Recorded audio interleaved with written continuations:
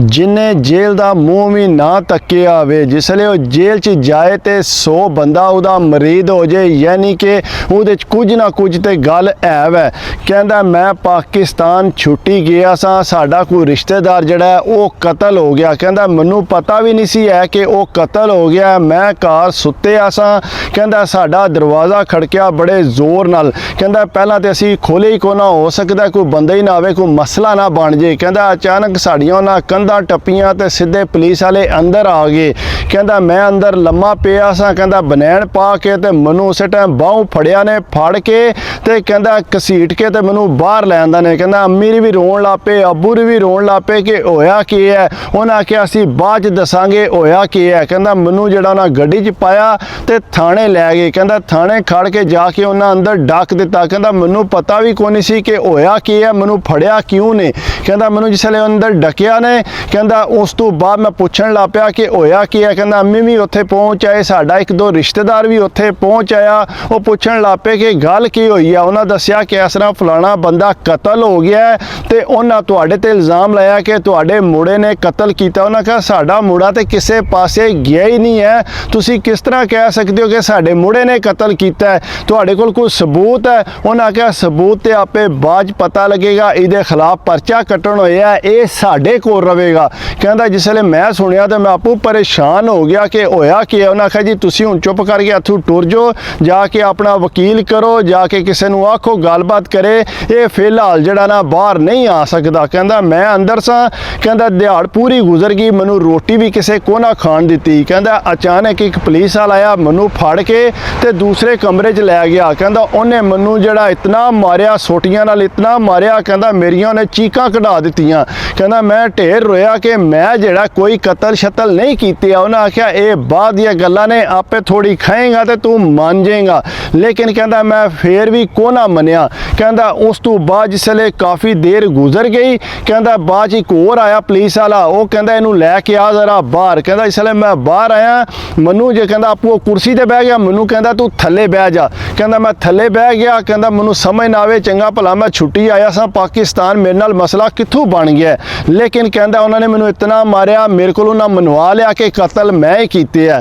कहंदा इसलिए कतल मेरे ते पै गया तो कहंदा मैनू सज़ा हो गई। कहंदा घर दे रोन ला पे कि ये किस तरह हो सकता कि मुड़े साढ़े ने कतल को नहीं किया। कहंदा उन्हें मैनू मारिया इतना सी होर मेरे को ऑप्शन ही कौन सी रहा कि मैं जड़ा कतल ना मनदा। बहरहाल कहंदा कतल तो मैं मन गया सा। कहंदा उस जिसे सज़ा हुई अंदर टुर गया तो कहंदा वध तो वध उत्थे कैदी हुंदा है। कहंदा कैदी जड़े ने वो जड़ा मैनू बड़ा तंग करन लग पे सी। कहंदा कोई आदा सी कि तू कित्थों आए। कहंदा जरा मैं क्लीन शेव वगैरह कीती सी। कहंदा रंग शंग भी साफ सी। कहंदा तू यूरोप चों मैं गया सा। कहंदा आस्ता आस्ता एक दो जड़ा मेरा वाकफ हो गया बाकी जड़ा कहंदा मैनू बड़े परेशान करते सी। कहंदा आस्ता आस्ता मैं उन्हां नाल दोस्ती कीती। कहंदा जिसले वो मेरे दोस्त बन गए ने कहंदा अचानक जड़ा एक दिन जड़ा ना कहंदा पुलिस का जड़ा वड्डा ऑफिसर है ना वो आया तो कहंदा मैं एक साइड ते बैठे सा। कहंदा थोड़ी देर बाद मैनू उन्हें उरा बुला लिया। कहंदा जिसले मैं अंदर गया उहदे कोल उत्थे कहंदा मैनू बिठा के ना कुर्सी ते मैनू कहंदा तेरा के मसला बनया तू मैनू जरा दस। कहंदा मैं दस्सिया कि इस तरह मैं यूरोप चों आए हाँ लेकिन जड़ा मैं घर आया मैनू तो पता ही कोई नहीं सी कि इस तरह कतल हो गया है। लेकिन मेरे जड़े रिश्तेदार ने उन्हें मेरे ते कतल पा दिता है तो मैं कतल नहीं किया। उन्हें कहा वाकई तू कतल नहीं किया। कहंदा मैं क्या नहीं कतल किया। कहंदा बहरहाल उस तो बाद उस जड़ा पुलिस वाला है उन्हें जड़ा मैनू रोटी लिया के खुआनी अपने नाल बिठाना। वो मैनू कहंदा कि अगर मैं तैनू इस कतल चो जड़ा बरी करा दियां तो तू मेरी एक गल मन्नेगा। उन्हें आख्या तुसी जेड़ी गल आखोगे मैं वो मनण वास्ते तैयार हाँ। मेरी तुसी जदाद सारी लैनी है वो भी तुसी लै लविओ वो भी मैं तुहानू दे देंगा लेकिन मैनू इत्थों कढ़ा दिओ एक बारी। उन्हें आख्या मैं तैनू कढ़ा देंगा ना मैनू तेरी जदाद चाहिदी है तो ना मैं कोई होर चीज़ तेरे कोल मंगना लेकिन ये है कि मैं तैनू एक गल आखनी है और तू वो मेरी मननी है। उन्हें आख्या जी बिल्कुल मैं मन्नागा जिस तरह की तुसी आखो। उन्हें आख्या ठीक है मैनू थोड़ी इंक्वायरी कर लैंदे तो फिर मैं तेरे नाल गल करना। कहंदा बहरहाल वो अगू इंक्वायरी ਸ਼ਾਰੀ ਕਰਨ ਵਾਸਤੇ ਟੁਰ ਗਏ। ਕਹਿੰਦਾ ਮੈਂ ਤੇ ਜੇਲ੍ਹ 'ਚ ਬੈਠਿਆ ਸਾਂ। ਕਹਿੰਦਾ ਇਨਕੁਆਰੀ ਸ਼ਾਰੀ ਕੀਤੀ, ਉਹਨਾਂ ਨੂੰ ਪਤਾ ਲੱਗਾ ਕਿ ਕਤਲ ਮੈਂ ਨਹੀਂ ਕੀਤੇ ਆ, ਲੇਕਿਨ ਕਹਿੰਦਾ ਉਸ ਪੁਲਿਸ ਵਾਲੇ ਨੇ ਬੜੀ ਦੌੜ ਭੱਜ ਕਰਕੇ ਤੇ ਕਹਿੰਦਾ ਮੈਨੂੰ ਜਿਹੜਾ ਨਾ ਉਹ ਉੱਥੋਂ ਬਾਹਰ ਕਢਾ ਲਿਆ। ਕਹਿੰਦਾ ਜਿਸ ਵੇਲੇ ਬਾਹਰ ਕਢਾਇਆ ਮੈਂ ਉਹਨਾਂ ਦੇ ਘਰ ਗਿਆ ਪੁਲਿਸ ਵਾਲੇ ਦੇ, ਮੈਂ ਕਿਹਾ ਦੱਸੋ ਕਿ ਕੋਈ ਹੈ ਜਿਹੜੇ ਮੈਂ ਤੁਹਾਨੂੰ ਪੈਸੇ ਦੇਣੇ ਨੇ। ਉਹਨਾਂ ਆਖਿਆ ਜੀ ਕੋਈ ਪੈਸੇ ਨਹੀਂ ਤੂੰ ਦੇਣੇ, ਤੂੰ ਸਿਰਫ ਮੇਰੀ ਇੱਕ ਗੱਲ ਮੰਨਣੀ ਹੈ। ਉਹਨੇ ਆਖਿਆ ਠੀਕ ਹੈ, ਮੈਂ ਜਿਹੜੀ ਤੁਸੀਂ ਗੱਲ ਆ ਦਿਓ ਮੈਂ ਮੰਨਣ ਵਾਸਤੇ ਤਿਆਰ। ਉਹਨਾਂ ਆਖਿਆ ਚਲੋ ਸਹੀ ਹੈ। ਕਹਿੰਦਾ ਮੈਂ ਅੱਗੋਂ ਪੁਲਿਸ ਵਾਲੇ ਨੂੰ ਆਖਿਆ ਕਿ ਜਿਹੜੇ ਉੱਥੇ ਕੈਦੀ ਨੇ ਮੈਂ ਉਹਨਾਂ ਨੂੰ ਰੋਟੀ ਛੋਟੀ ਖਵਾਉਣਾ ਚਾਹੁੰਦਾ ਤੇ ਉਹਨਾਂ ਕੋਲ ਜਾ ਕੇ ਬਹਿਣਾ ਚਾਹੁੰਦਾ। ਉਹਨਾਂ ਆਖਿਆ ਕੋਈ ਮਸਲਾ ਨਹੀਂ, ਤੂੰ ਉੱਥੇ ਆ ਜਾ ਤੇ ਰੋਟੀ ਖਵਾਲ ਉਹਨਾਂ ਨੂੰ, ਉਹਨਾਂ ਕੋਲ ਬਹਿ ਗੱਪ-ਸ਼ਪ ਲਾ।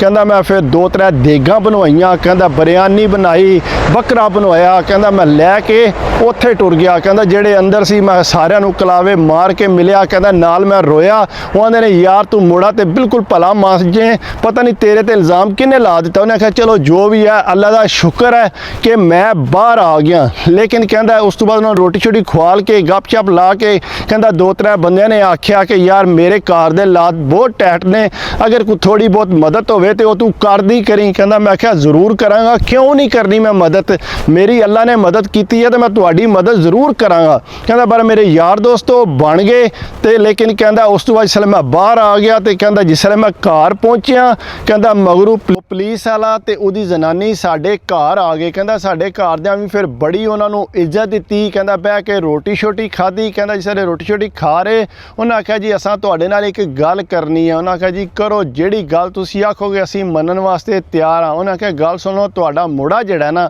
ਉਹ ਮੈਨੂੰ ਪਸੰਦ ਆ ਗਿਆ ਤੇ ਮੈਂ ਚਾਹੁੰਦਾ ਕਿ ਮੈਂ ਆਪਣੀ ਧੀ ਦਾ ਰਿਸ਼ਤਾ ਜਿਹੜਾ ਤੁਹਾਡੇ ਮੁੰਡੇ ਨਾਲ ਕਰਾਂ। ਕਹਿੰਦਾ ਅਸਾਂ ਤੇ ਇੱਕ ਵਾਰੀ ਵੀ ਇਨਕਾਰ ਨਹੀਂ ਸੀ ਕਰਨਾ। ਕਹਿੰਦਾ ਅਮਰ ਆਖਿਆ ਸਾਨੂੰ ਕੋਈ ਇਤਰਾਜ਼ ਨਹੀਂ, ਨਾ ਅਸਾਂ ਤੁਹਾਡੀ ਕੁੜੀ ਤੱਕੀ ਹੈ, ਲੇਕਿਨ ਅਸੀਂ ਫੇਰ ਵੀ ਜਿਹੜਾ ਨਾ ਹਾਮੀ ਭਰਨ ਵਾਸਤੇ ਤਿਆਰ ਹਾਂ। ਕਹਿੰਦਾ ਉਹ ਪੁਲਿਸ ਵਾਲਾ ਕਹਿੰਦਾ ਚਲੋ ਸਹੀ ਹੈ, ਤੁਸੀਂ ਆ ਕੇ ਨਾ ਇੱਕ ਵਾਰੀ ਮੇਰੀ ਕੁੜੀ ਨੂੰ ਵੀ ਮਿਲ ਲਵੋ। ਮੈਂ ਤੁਹਾਡੇ ਮੁੰਡੇ ਨੂੰ ਘਰ ਬੁਲਾਇਆ ਸੀ, ਉਹ ਘਰ ਆਇਆ ਸੀ, ਕੁੜੀ ਮੇਰੀ ਨੇ ਤੱਕ ਲਿਆ, ਪਸੰਦ ਕਰ ਲਿਆ। ਹੁਣ ਬਾਕੀ ਜਿਹੜੀ ਗੱਲ ਹੈ ਨਾ ਹੁਣ ਤੁਸੀਂ ਆ ਜਾਓ ਤੇ ਤੁਸੀਂ ਵੀ ਇੱਕ ਵਾਰੀ ਆ ਕੇ ਮਿਲ ਲਵੋ। ਕਹਿੰਦਾ ਜਿਸ ਵੇਲੇ ਉੱਥੇ ਫਿਰ ਅਸੀਂ ਗਏ ਉੱਥੇ ਜਾ ਕੇ ਕਹਿੰਦਾ ਕੁੜੀ ਬੜੀ ਸੋਹਣੀ ਸੀ, ਪੜ੍ਹੀ ਲਿਖੀ ਸੀ, ਲੇਕਿਨ ਸਾਨੂੰ ਨਹੀਂ ਸੀ ਸਮਝ ਆਉਂਦੀ ਕਿ ਸਾਨੂੰ ਰਿਸ਼ਤਾ ਕਿਉਂ ਦਿੱਤਾ ਨੇ। ਬਹਰਹਾਲ ਕਹਿੰਦਾ ਜਿਸ ਵੇਲੇ ਅਮਾਰਾ ਤੱਕਿਆ ਉਹਨਾਂ ਆਖਿਆ ਜੀ ਕੁੜੀ ਵਾਕਈ ਬੜੀ ਸੋਹਣੀ ਹੈ, ਸਾਨੂੰ ਕੋਈ ਇਤਰਾਜ਼ ਨਹੀਂ, ਅਸੀਂ ਜਿਹੜਾ ਨਾ ਸ਼ਾਦੀ ਕਰਨ ਵਾਸਤੇ ਤਿਆਰ ਹਾਂ।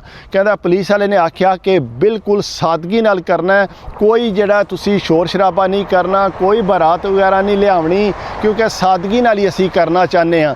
ਕਹਿੰਦਾ ਅਸੀਂ ਵੀ ਆਖਿਆ ਠੀਕ ਹੈ ਜਿਸ ਤਰ੍ਹਾਂ ਤੁਸੀਂ ਚਾਹੁੰਦੇ ਹੋ। ਕਹਿੰਦਾ ਮੈਂ ਉਹਨਾਂ ਨੂੰ ਆਖਿਆ ਕਿ ਮੈਂ ਜਲਦੀ ਤੋਂ ਜਲਦੀ ਜਿਹੜਾ ਨਾ ਵਾਪਸ ਜਾਣਾ ਚਾਹੁੰਦਾ। ਉਹਨਾਂ ਆਖਿਆ ਬਿਲਕੁਲ ਠੀਕ ਹੈ, ਤੇਰਾ ਜਿਸ ਤਰ੍ਹਾਂ ਦਿਲ ਕਰਦਾ ਬੇਸ਼ੱਕ ਦੂਸਰੇ ਦਿਨ ਨਿਕਾਹ ਤੋਂ ਟੁਰ ਜਾ, ਸਾਨੂੰ ਕੋਈ ਇਤਰਾਜ਼ ਨਹੀਂ ਹੈ।